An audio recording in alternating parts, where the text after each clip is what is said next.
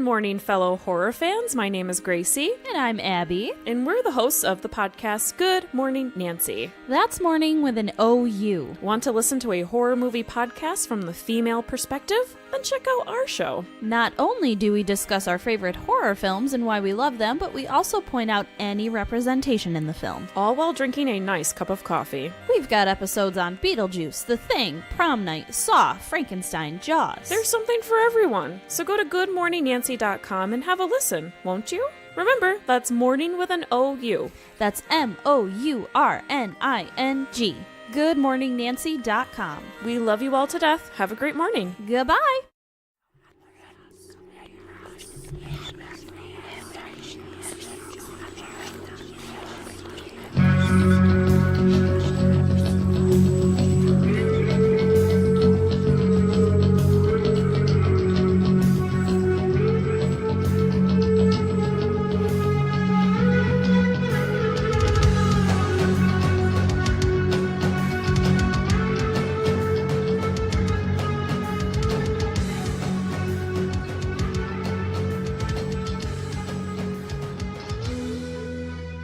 Welcome back to Queens of the Damned, a horror podcast.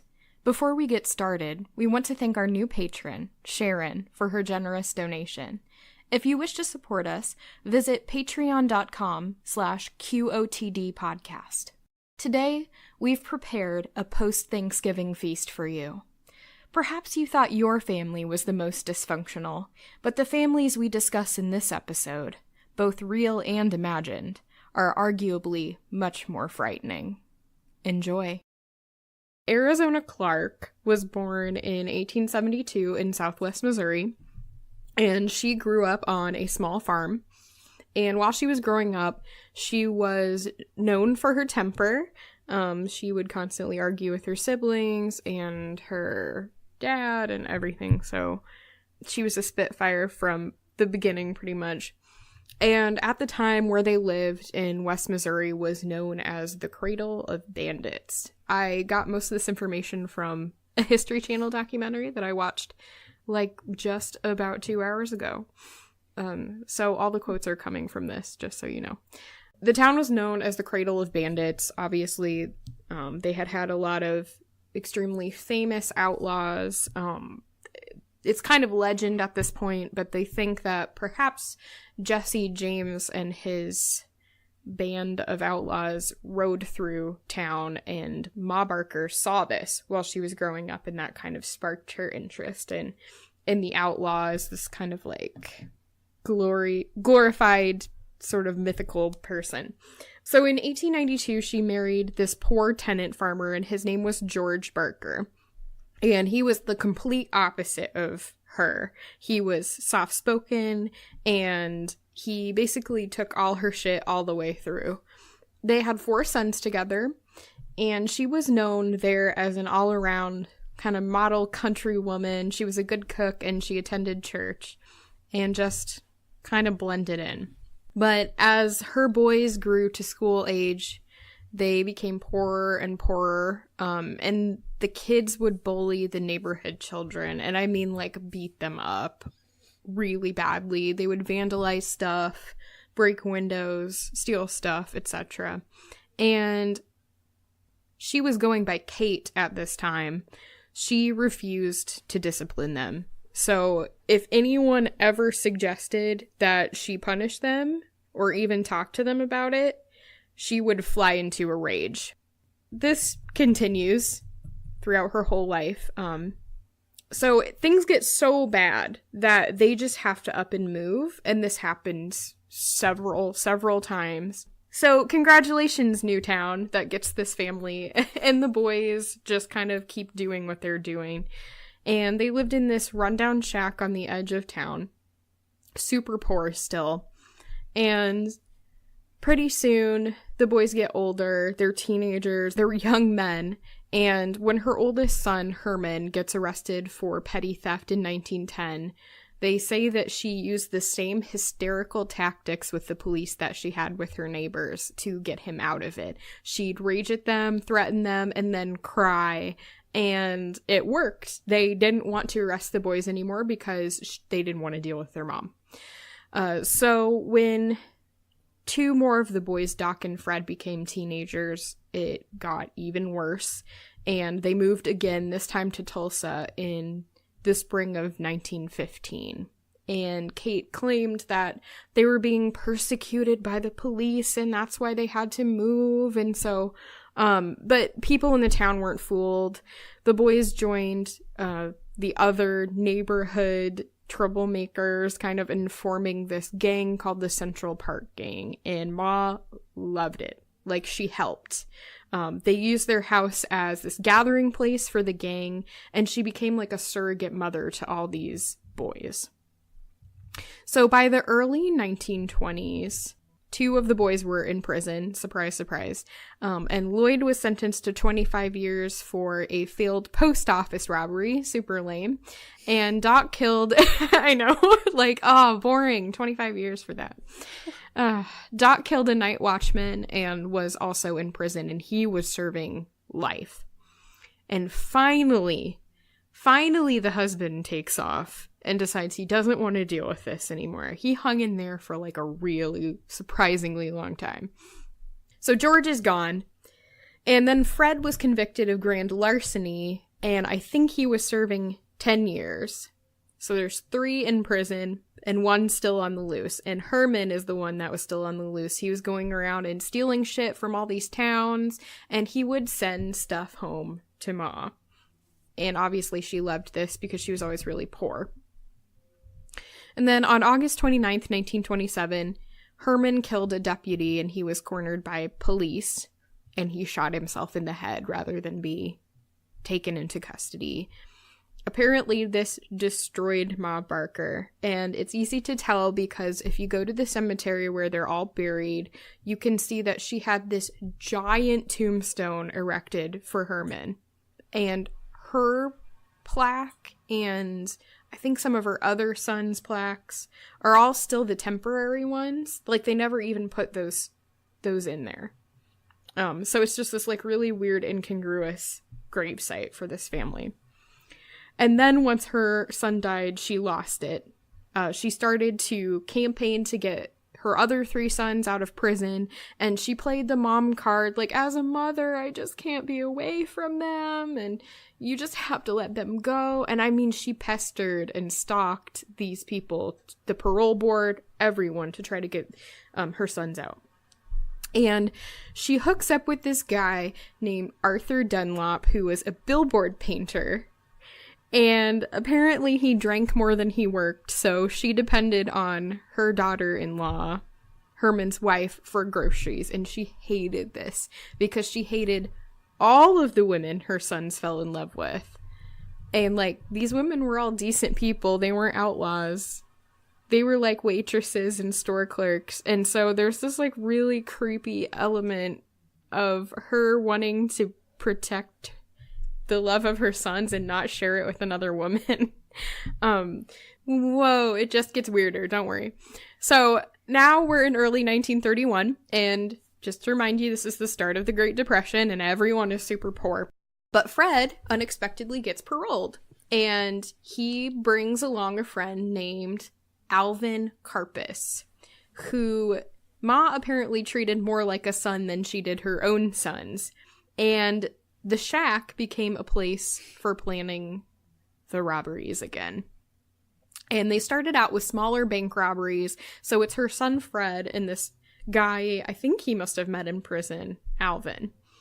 And they get a house for Ma on a 7-acre piece of land. In 1931, they robbed a department store, and they came back to the same town the next day. They came... I forgot I was just reading this. It's just so insane. So they came back to the same town the next day where they had robbed this department store because they wanted to get a flat tire fixed. Because apparently the balls, like, I don't even know.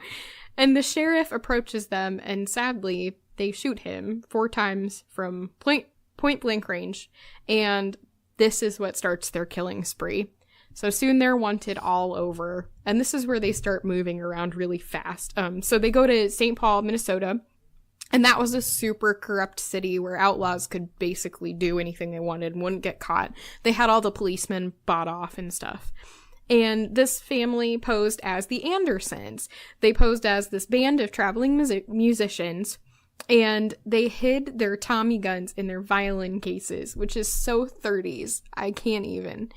And when this was recorded, this documentary, it was long enough ago that one of the people was still alive and a lot of their neighbors were interviewed. So some of the funniest stuff came from the neighbors. You know, they were posing as this band of traveling musicians, and one of the neighbors, they just cut to her and she's like, well, I just thought they were in an orchestra. Like, and this is the genius of this crime, is that no matter how much shady shit went on at their house, no one ever suspected anything because she was in her 60s at this time. So she was a total decoy for them. One of the neighbors is like, you know, I brought her donuts. Like, I would go over when I was a kid and give her the donuts my mom made, and then she would give me candy bars and stuff. And like, no one ever knew. And so this bank robbery thing just escalates and escalates. They finally get $250,000 from a bank robbery, which actually back then was $3 million in today's money. And that's not a joke for the people who listen to My Favorite Murder. That's actual. They said that in the documentary. They have this running joke with like, oh, back then that was like so many dollars. And they just make up this number. No, that's the actual number. Surprise. So then they flee again because the son of their landlady recognized, I think it was Fred's photo in a pulp magazine. And the police chief actually tipped them off, and they left right before their house was raided. So the police chief was just like, oh, hey guys, someone's onto you. You should leave.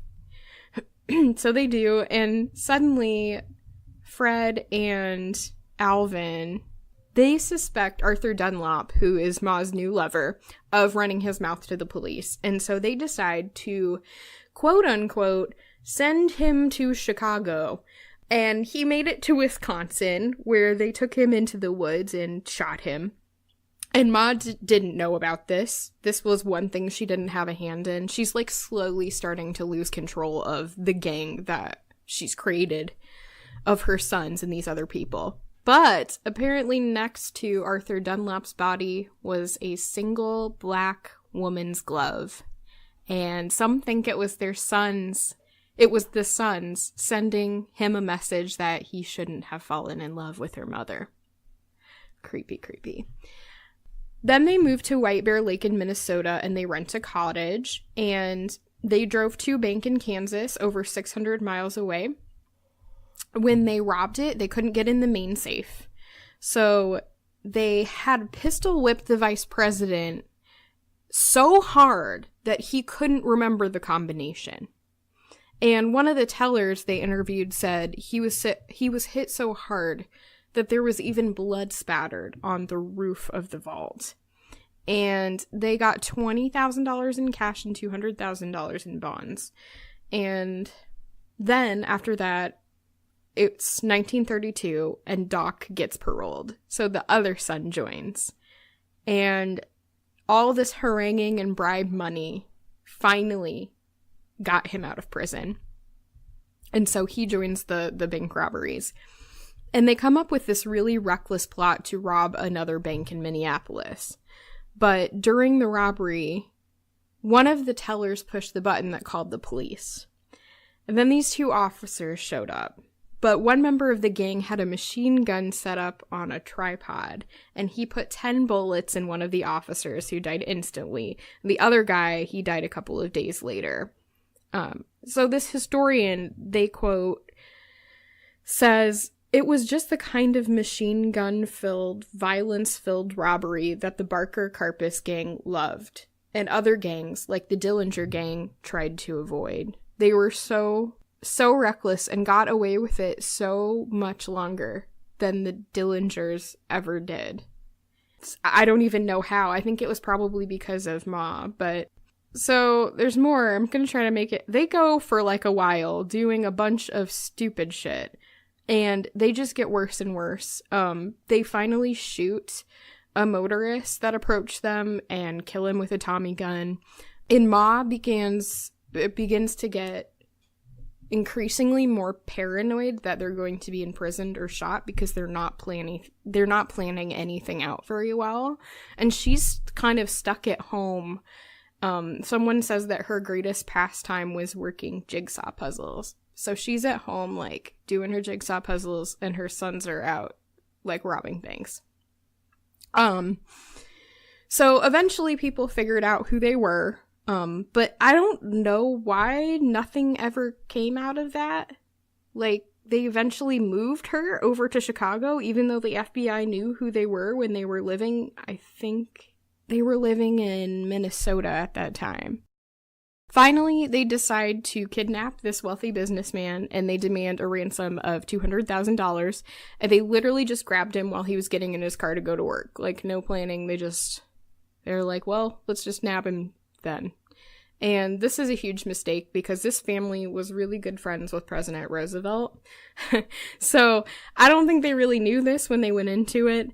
And Bremer's father demanded the ransom to be cut in half, which is super bold, right? Like, nah, I'll give you 100,000, you know? I don't even know. So they had him for 21 days. And they basically abandoned her by this time, Ma. As far as letting her know what was going on, she basically had to follow this whole thing on the radio. So she would, like, turn on the radio and one day hear, like, the next crime that her sons committed. And they finally let Bremer go after the ransom is paid. This is where the three-legged alligator comes in. So, I was just seeing if you're listening. No, it's actually part of the story. So finally, Ma's moved down to Florida, and Ma's with Fred. They all split up. Fred and Ma go to Florida, and everyone goes somewhere else. They're all scattered throughout the country. And in Florida, everyone loved her because she had money and she tipped well. And they liked Fred too. He was part of this local hunting group, and they go hunting for this three-legged alligator named Old Joe. And it's like this big thing at your face. I'm sorry, your face. It's like this big thing in their town, apparently, like the local, I don't know, activity. Everyone tries to hunt Old Joe. It's so weird. And it's important, by the way. But by the end of 1934, all these popular gangsters had been gunned down. Dillinger, Pretty Boy Floyd, Babyface Nelson, all dead. And these guys were still going. Finally, the FBI arrests Doc, one of the sons, and a guy named Byron Bolton, who had worked on the kidnapping with the gang. And Bolton tells the FBI that he knows Fred and Ma are living in Florida in a lake town, and he can't remember the name of the town, but that there's an alligator named Old Joe that all the locals hunt for, and that's how they found them. So, on January 16th, 1935, 15 FBI agents take up place outside the house before daylight, and 2 agents go and knock on the door. They tell Ma that there is a warrant out for Fred's arrest, and shortly after that, Fred appears in an upstairs window and begins shooting. During that shootout, the agent shot over 2,000 rounds, and after 4 hours, they began to run out of ammunition. And things got really quiet. So finally, they get up the courage to go into the house, and they follow this trail of blood up to one of the bedrooms, where they find Ma and Fred lying next to each other dead. Fred had suffered 14 bullet wounds, and Ma was shot in the chest and head. The annoying thing is that they didn't dust the stash of weapons for fingerprints, so we can't really know if Ma was shooting as well. But one of the gangster historians said that he fully believes she was an active participant just from the damage that was done to the inside of the house. And they show pictures of it. It's, like, pretty devastating. So now they have to catch the rest of the gang. So they try to keep Fred and Ma's corpses on display for 8 months in a local funeral home to see if they could flesh out the rest of them. Like, they would be stupid enough to go visit the bodies. I don't even know. But poor George, the first husband, comes back and is like, what are you doing? Like, can I just have the bodies? Let's bury them. Like, I just want this over with. So he buries them. Finally, Doc, who was caught, I didn't get to say that, but he got caught like a little bit before all this. He was tried for the kidnapping and sent to life in Alcatraz. In 1939, though, he was gunned down while attempting to escape. His last words were, "I'm all shot to hell." And there's two left. We have Lloyd, one of the sons, and Alvin. Lloyd finally gets released. He's the one that's been in prison this whole time. He hasn't even done anything.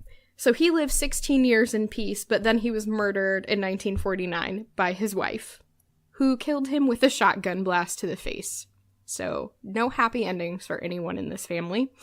And they finally catch Alvin, and J. Edgar Hoover is the one who's allowed to cuff him. So he was alive right before this documentary, and they actually interviewed him, and he served 33 years, mostly out of Alcatraz, and he was paroled in 1969. And one of the historians ends the documentary by saying that J. Edgar Hoover called Ma Barker a monument to parental indulgence, which is kind of an understatement. I was just going to say that, you know, she started out so poor, and then she eventually made so much money off of this that they keep interviewing her former neighbors in this documentary because they moved around so much, obviously. And this guy said that when he was 8, he was selling ice cream social tickets, I guess like you do in the 30s when you're a kid. And his mom told him to go across the street to Mrs. Wilson, who was Ma, because she was sure she would buy a couple of tickets from him. And he said that she bought the whole roll of tickets and gave him back the roll. Wow. And that was like, I mean, because she's got like $6 million. Yeah, exactly. Okay. Well, she wanted to keep people happy. Right. She wanted to be like this nice because lady. then they wouldn't suspect her. That's so funny. It's weird just thinking about a world where so many people are going around and robbing banks and just wreaking havoc every day. And you just like wake up and, I mean, obviously we see terrible things on the news every day, but you don't see like another bank robbery and no. I don't know. You just don't see it like in the way you do, like you did in the 30s. Mm-hmm.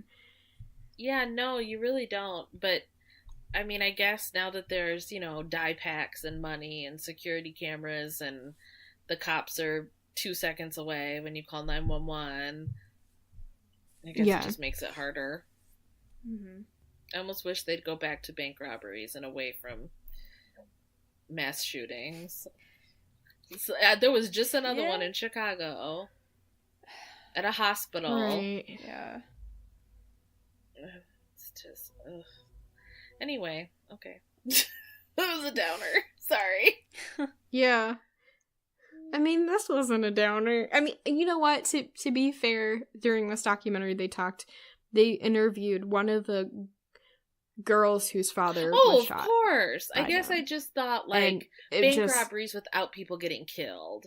Not the murder part, just the bank robbery part. Like victimless crime. Right. And that's why it seems so charming to us, I guess so. Nowadays. I guess so. Okay, well. So I did not understand the assignment. And I thought that we were all doing fiction. And I was really like, oh my god, what am I gonna do? I feel like everyone's gonna want to do Texas Chainsaw Massacre. There's just not that many choices for killer families in fiction, so I went a little out on a limb with this choice. So I chose the movie, I don't know if either of you guys have ever seen it, but it's called The Brood. No, but okay. Huge classic.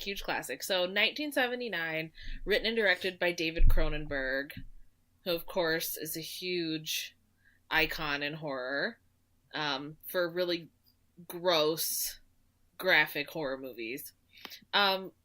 So in the movie, there's this psychotherapist named Dr. Raglan, and he runs this institute where he performs this technique called psychoplasmics. Obviously, it's made up, but it encourages patients with mental illness to let go of their suppressed emotions and trauma through physiological changes to the body. So, for example, in the opening scene of the movie, he's doing a demonstration for a group of, I don't know, students, investors, somebody. And he's helping this guy work through a trauma. And this, like, plasma comes out of him, right? Almost like, I don't know if you guys have seen Haunting in Connecticut. But Yeah. you know when the guy, like, vomits Yeah. the plasma? It's like that, only it, like, comes off his body. And, Okay. that is helping him recover by, like, physically letting go of the trauma, right? So one of his patients is this woman named Nola, and she is going through this really bitter custody battle with her soon-to-be ex-husband Frank over their 5-year-old daughter named Candace. So Candace visits Nola while she's staying at the institute, and after one visit, Candace comes home with bruises and scratches all over her body, right? And so Frank tells Dr. Raglan, I'm not going to allow Nola to see Candace anymore because clearly she was alone in the room with her. She's covered in bruises and scratches. Her mother must have done it. So Raglan decides to intensify Nola's sessions in order to reunite her with her daughter. And in the process of doing this, he uncovers that she was abused by her alcoholic mother, and then her wimpy father basically refused to do anything to protect her because he was so embarrassed that his wife was abusing their child. So Frank leaves Candace with Nola's mother, so the former alcoholic who abused her, and Nola's mother reveals to Candace that Nola was frequently hospitalized as a child, and she had these unexplained welts on her skin. Like, they weren't caused by being beaten or anything. It was just, like, bumps that would just raise up on her arms and legs. So Nola's mother gets up and goes into the kitchen, and while she is in the kitchen, she is attacked and bludgeoned to death by a child who escapes out the back door. So on the day of the funeral for Nola's mother, Frank leaves Candace at home with her teacher, Ruth, so that he can go and pick up Nola's father for the funeral service. Nola calls the house and Ruth picks up, and Nola mistakenly believes that Ruth is having an affair with her husband, so she insults her and warns her to stay away from her family. When Frank arrives at Nola's father's hotel, he finds him dead, and then he is attacked by the same child who killed both of Nola's parents, but he manages to overpower it and kill it before it can kill him. So the police then perform an autopsy on the child, and they find that the child is asexual, colorblind, toothless, and devoid of a navel, which of course means there's no way that it was born, right? Because your navel is the scar from your umbilical cord. So they have no idea how this child came to be. And so at this point, Raglan starts to read about these two murders in the newspaper, and he realizes that they coincide with his sessions with Nola. So he sends his other patients away to protect him and keeps only her at the institute. So after this happens, Candace returns to school, but two more children that look just like the first break into her classroom and murder Ruth in front of the entire class before abducting Candace and taking her to the institute. Frank goes to the institute to confront Raglan, and Raglan tells Frank that the children are an accidental byproduct of Nora's psychoplasmic sessions. Nola's rage about being abused as a child is so great that she bore a brood of children who psychically respond and act on the targets of Nola's rage, with Nola completely unaware of their actions. So Frank and Raglan, of course, try to rescue Candace, and Frank pretends to want reconciliation with Nola in order to give Raglan a chance to grab Candace, but and this is the gross part of the movie, Nola at this point lifts, she's wearing this like white gown, I'm just gonna try and describe it to you guys as best I can, and she lifts both of her arms over her head, and you see that she has a psychoplasmically induced external womb, and she is giving birth to one of the children as Frank is talking to her, and he of course is disgusted because it's gross, and the spell is broken, and she realizes that he can't accept her for who she is. So all of the children she's given birth to awaken. They kill Dr. Raglan, and Nola threatens to kill Candace rather than lose her, which causes the brood to attack Candace. So in desperation, Frank chokes Nola to death, and the brood dies without their mother. And then Frank and Candace drive off, but it's hinted that the trauma she endured will result in the same phenomenon her mother experienced. The final shot of the movie is of 2 small welts growing on her arm. So this is typical. I don't know if you guys have seen any David Cronenberg movies before, but this is typical Cronenberg. It's very graphic. It's very bizarre. Yep. It's something else. I'm trying to see if I've seen anything. Yeah, he, by this director. He's done a lot. Didn't Cronenberg do The Fly? Oh, he did Alias Grace. He didn't do Alias Grace. He directed the show. He did?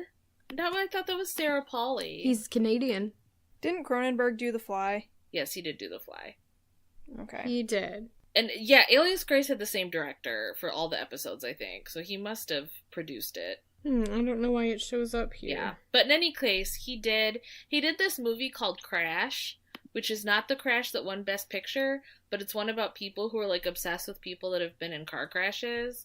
And at one point, James Spader is like obsessed with Rosanna Arquette, who has this like cut in her leg, and he has sex with the cut in her leg. Yeah. Ew. What the fuck? Yep. Okay. So, Gross. that's another one of his movies. But in any case, so The Brood.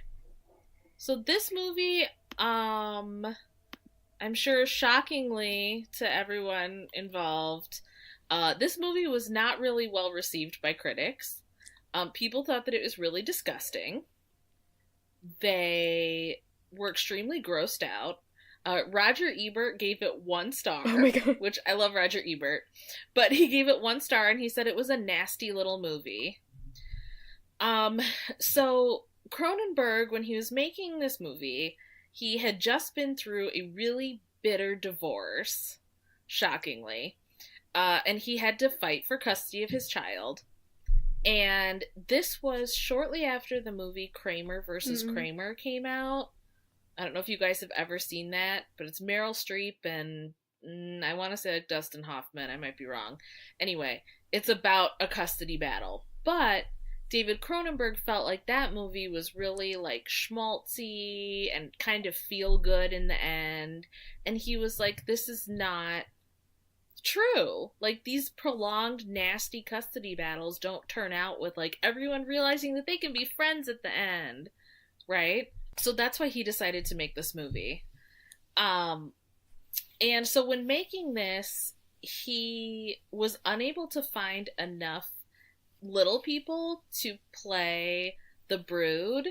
So the Brood is actually played by a group of 7-year-old gymnasts who were all really disappointed that the movie was rated R because then they weren't allowed to go see it. Yeah. So this movie, it really captures the pain of divorce, and how it can have a toxic effect on everybody in the household, right?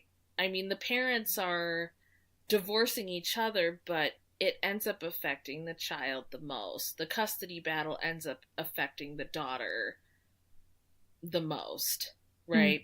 And she's the one who's going to bear these like psychological scars of having gone through this. I mean, obviously more than your normal typical custody battle, but still. And then it also does, I think it does a really good job of showing the effects of generational trauma, which I feel like is in every single horror thing that has come out in 2018. So that's the theme of Hereditary, it's the theme of Haunting of Hill House, it's the theme of the new Halloween movie, and it's definitely the theme of this movie. I mean, Nola's mother is an alcoholic, and her father is weak and codependent, and that leads to Nola being horribly abused, and Nola's abuse in turn leads to her having all of this violence and rage towards other people, which leads to Candace probably having the same psychological issues as her mother. I mean, she saw her teacher murdered in front of her. She saw her grandmother's dead body. She saw her father murder her mother. I mean, she's just gonna be fucked up for life from this. And then Cronenberg also does a really good job of not painting Nola as a straight villain. He makes it really clear that her abuse has led her to this state. I mean, she's not even aware of what her rage is causing at this point. You know, she doesn't... She knows that she's giving birth to these children, but she doesn't realize that when she's angry at someone, the children are targeting them. And it's just kind of, you know, this idea of these deep psychological issues that can radiate out and affect everyone around you, not just your family members, but just kind of everyone. So it's a really good movie. There's a whole bunch more of analysis of this movie if people are interested. A whole bunch of stuff about how Nola is a good example of the monstrous feminine because she has the monstrous womb. Oh, yeah. And all of that. Yeah, I mean, there's a lot of really good analysis that we don't have time to go into all of it, but this movie is great. I highly recommend it. I don't know where you can watch it. You used to be able to watch it on Hulu, but then Hulu doesn't have the Criterion Collection anymore, so I don't think it's streaming anywhere. I think that you can probably buy it streaming off like Amazon or iTunes, but I don't think it's streaming for free with a subscription anywhere. But I highly recommend people track it down. It's really good. And it's really gross. That was a really interesting take on that theme. I love it. Thank you! I was really having a hard time picking it, and I was like, oh my god, The Brood! I love this movie! No, you went all metaphorical on that killer family thing. I really like it. But yeah, you guys should watch it. You should also watch Crash. It is really fucked up. There is leg humping, but... Or you can just find that clip on YouTube. God. That was probably one of the first YouTube videos I ever saw. Really? Yeah, you can probably find it on YouTube. It's really, it's fucked up, but it's way better than the Crash that won Best Picture, so... Jeez. I recommend it. Miranda, what did you pick? And now I'm like, oh, why did I have to pick this? Yay! Why do I do these things? I picked, now, okay, I'm gonna get these all wrong, and I'm sorry. I did not take Spanish, but I chose Delfina and Maria de Jesus Gonzalez, and the murders occurred between the 1950s and 1963. So they were two sisters from Guanajuato, Mexico, which is 200 miles north of Mexico City. Their father was very abusive, and he had an authoritarian parenting style. He was also a cop, but he was very violent cop. He, I guess, killed a man he was just having an argument with, and that happened quite a few times.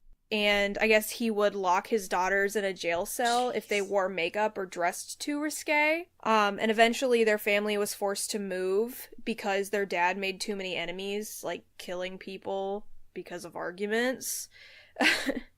So the girls were terrified of, and there weren't just two girls. the two sisters I'm going to talk about for the most part, they were the most involved, but there were 4 daughters, I believe, and they were all at least slightly involved. But so the daughters were really scared of poverty, and they started opening businesses, like small businesses, and they eventually opened a bar, which pretty much just made enough money for them to eat, but nothing really beyond that. And then they got into prostitution, and they would bribe officials with sex, and then eventually they opened their own brothels. And to find women, they would like go to ranches, or they would go out to the countryside, or they would even post ads, and they would say they were looking for waitresses or maids, and they would kind of promise like these young women safety and money and food and housing and all that kind of stuff. And they would either lure girls that way, or sometimes they would just simply kidnap them.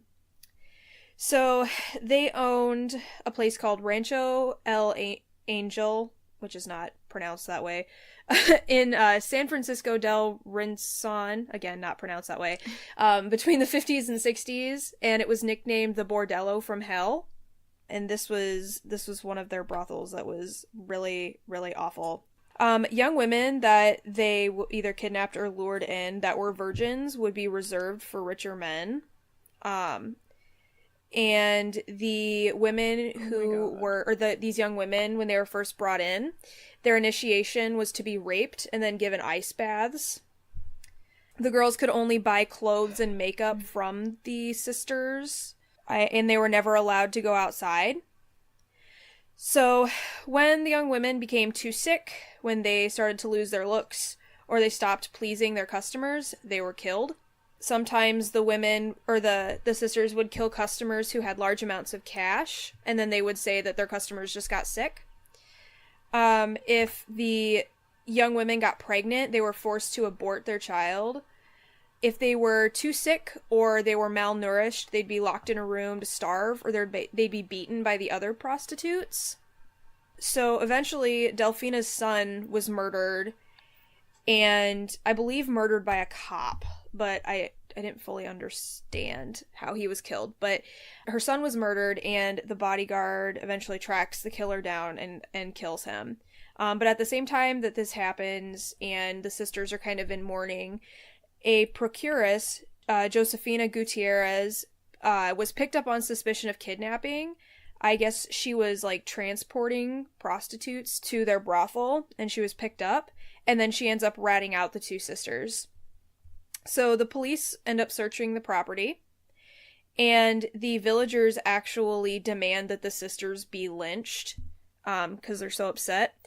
So the police find 12 malnourished women locked in a room. They find 11 men's bodies, 80 women's bodies, and then multiple fetuses. And they killed 90 plus people.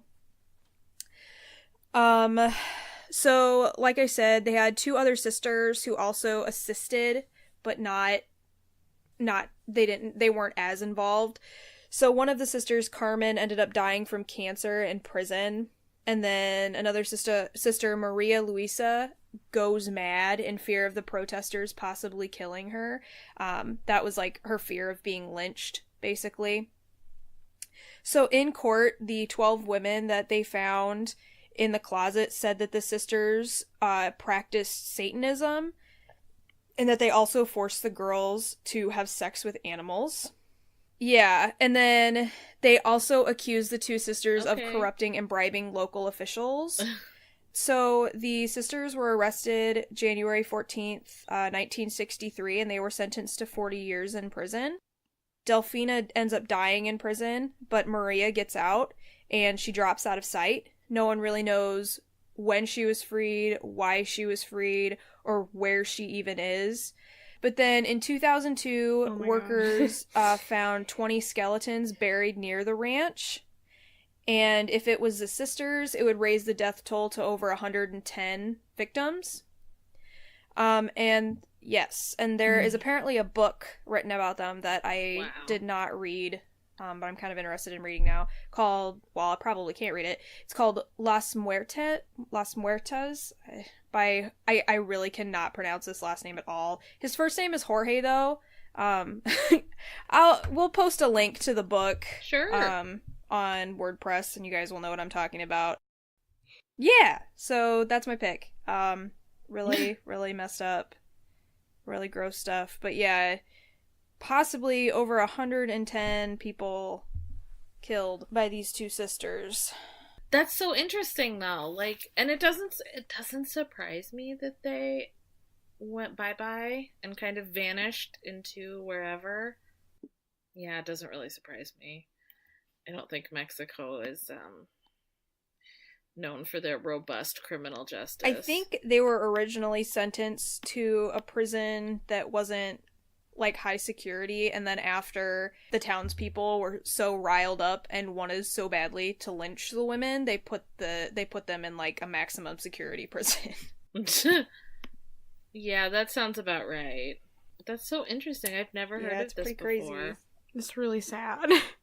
Mm-hmm. It is sad. Yeah, I've never heard of it. So I was a little confused because it's kind of, there's like conflicting stuff out there about how the police found out about them, because one source said that like the procuress was picked up and everything that I explained, but then another source said that one of the prostitutes actually got out and went to her mom, and they found police that weren't like being corrupted by these two sisters, or weren't bribed by these sisters, and filed a complaint to those police.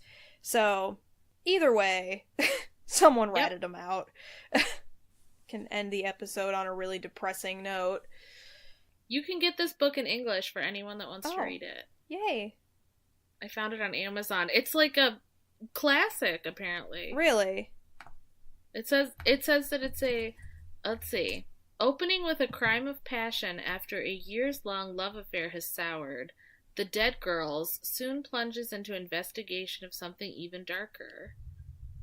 Serafina Baladro and her sister run a successful brothel business in a small town, so successful that they begin to expand, but when business starts to falter, life in the brothel turns ugly and slowly girls start disappearing. It says that it's a deliciously satirical black comedy. Huh. Sounds like it. So, like, it's a satire of hilarious. this crime? It's a satire of the Mexican justice system, yeah. I'm sure. So, The Dead Girls? Yeah. By Jorge, however you pronounce his last name. It's a cute cover. Interesting. Yeah. I'm gonna read this. This book looks really good. On Goodreads, the description's in Spanish. I love finding new books, not that I need them. Yeah. Good picks, everybody. Sad. Yeah. Weird, sad mix of fiction and nonfiction. Yeah. Though I figured out David Cronenberg acts in Alias Grace. Oh, he which acts I did know in and it. I forgot. He plays the Reverend. Oh, okay.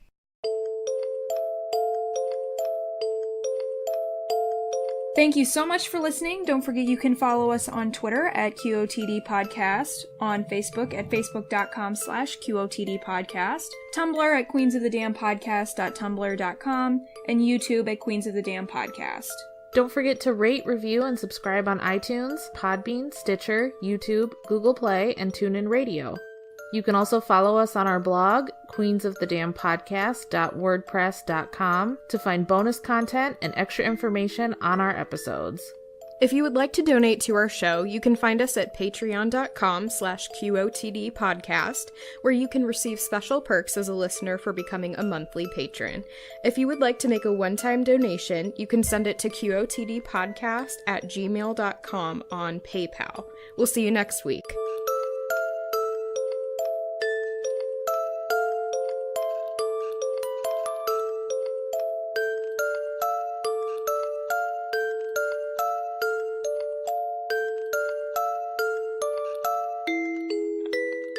Miranda, you're frozen. I don't know why. Miranda? Am I? I don't know what to do. The cut in the leg sex was too much for her. It overwhelmed her internet.